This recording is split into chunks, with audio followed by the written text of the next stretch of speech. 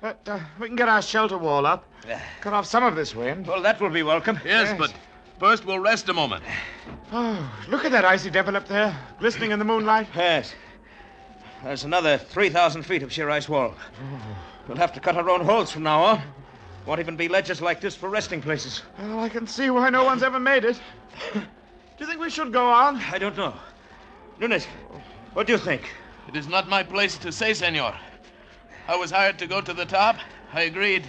But what do you really think? If I believed in the gods of the mountain as the Indians do, I should be frightened now. Why? Because we have invaded the Forbidden Circle. This part of the Andes is unmapped and almost unknown, senor. It is an easy thing to believe strange things in this white loneliness. Some of the legends are fascinating. I've heard of one, something about a hidden valley called the Country of the Blind. Yes. See? It is supposed to be somewhere down there, below us. A fertile valley which was settled many centuries ago and then cut off by the great landslide of Arauca. Yes, but why the Country of the Blind? Even before it was cut off, the people developed a strange illness. All of them slowly went blind, and after that their children were born blind. The legend is that the valley was the home of the mountain gods. It was too beautiful for human eyes. It's odd. But then, of course, it's all nonsense. Yes, of course. It would be pleasant to find it, though. You know the old proverb, in the country of the blind, the one-eyed man is king. I doubt if we should ever find it. I even doubt if it exists. Of course not. I was only joking. Yes. Now, if you're rested, we'll make the shelter wall. Righto. I'll give you a hand in a moment. Believe me, Zebarra, for 2 pesos, I'd give up this climb. I never realized... Senor! Nunez, I'm slipping!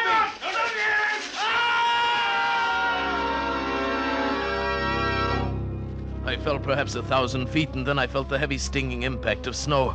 I'd fallen onto an almost perpendicular slope, and once again I was sliding down, tumbling over and over. But now under me, around me, over me, an immense avalanche of snow was rumbling, sliding with me. Suddenly I realized that my own motion had almost stopped, and it was the snow that was moving. I was riding the avalanche. And at almost the same moment I went over the second precipice. It was higher than the first, much higher, perhaps 4,000 feet. I fell with the snow for what seemed minutes every second, expecting the terrible final impact, but the impact never came. Miracle of miracles, that sheer wall blended almost imperceptibly into another steep slope, and again I was sliding. And gradually, as the arc of the slope curved away, I felt myself slow down.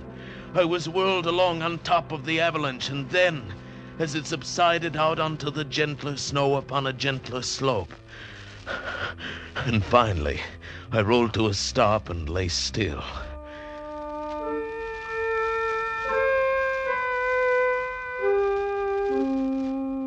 When I awoke, it was morning, and I was covered with snow. I shook off the cold, white blanket rolled over on my back and looked up.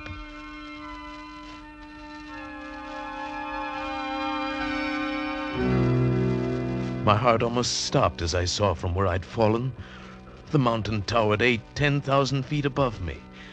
Carefully, I felt myself.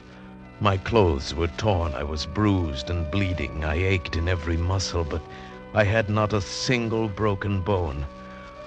I lay there and offered up a prayer to the gods of the mountain.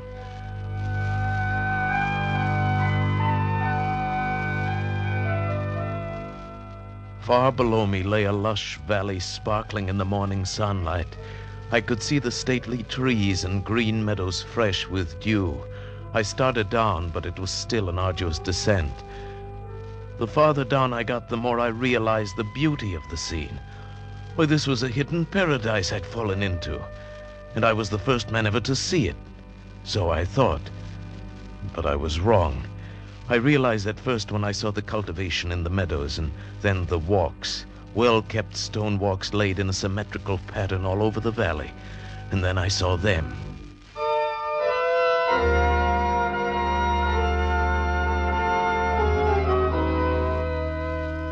There were men and women lying under the trees, resting. Nearby, a collection of windowless huts marked a village, and the plastering of the houses was done in a wild variety of colors. I thought to myself, the plasterer who did that must have been blind as a bat.